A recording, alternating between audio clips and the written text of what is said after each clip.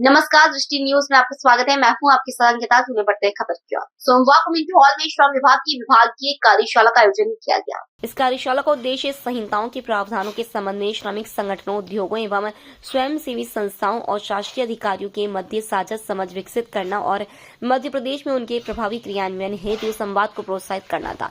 इस कार्यशाला में यूनिसेफ बंधुआ मजदूरों के क्षेत्र में कार्य करने वाले और श्रम विभाग के अधिकारियों ने हिस्सा लिया।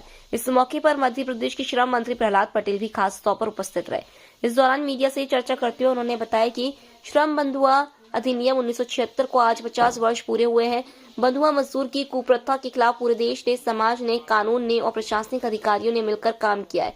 मध्य प्रदेश में कुल एक ही मामला संज्ञान में आया था और वो भी मानसिक विक्षिप्त 2 व्यक्तियों को बंधुआ बनाया गया था, जिन पर मुकदमे बनाए गए थे।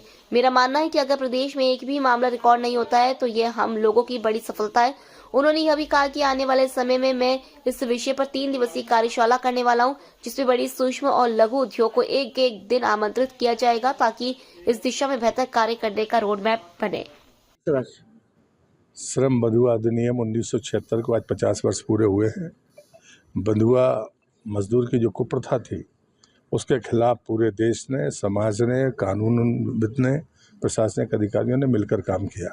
मध्य प्रदेश में कुल एक ही मामला नोटिस में आया था, वो भी मानसिक रूप से विक्षिप्त 2 व्यक्तियों को पकड़ा गया था। बाद में उन पर मुकदमे बने हैं। एक मामला राज्य के बाहर कर्नाटका का है।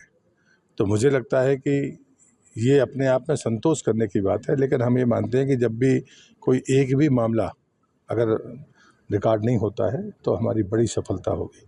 और इसके लिए हम किन क्षेत्रों में और सतर्कता बढ़ सकते हैं। प्रवासी मजदूरों के बारे में मैंने पंचायत विभाग में भी कहा है, यहाँ पर भी कहा है। हमारे पास कानून है मध्य प्रदेश में प्रवासी मजदूरों के लिए। तो आने वाले और राज्य से बाहर जाने वाले दोनों को हम प्रवासी मानते हैं। ऐसी परिस्थितियों पर चिन्हांकन करके आने वाले समय में मैं 3 दिवसीय कार्यशाला के आयोजन करने पर विचार कर रहा हूँ, ताकि एक बेहतर रोड मैप बन सके। अति खतरनाक जो इंडस्ट्रीज़ हैं उसमें जो फटाके हैं, बच्चों का प्रयोग करते हैं, बाद में उनके साथ नुकसान होता है।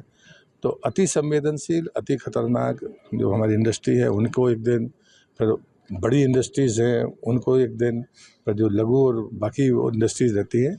ऐसे 3 दिवसीय कार्यशाला के बाद हम अपना रोड मैप बनाएंगे और बेहतर कितना आगे बढ़ सकते हैं। आप लोगों को भी आमंत्रित करेंगे। आज यूनिसेफ के कुछ उनके ऑर्गेनाइजेशन के लोग हैं, बंधुआ मजदूर के क्षेत्र में काम करने वाले ऑर्गेनाइजेशंस हैं, हमारे श्रम विभाग के तमाम अधिकारी हैं। और आज उन बातों पर भी चर्चा होगी कि हमारे जो 4 संहिता बनी है लेबर लॉ की, भारत सरकार ने बनाई है, उनको भी एक बार समझने की लोग कोशिश करें।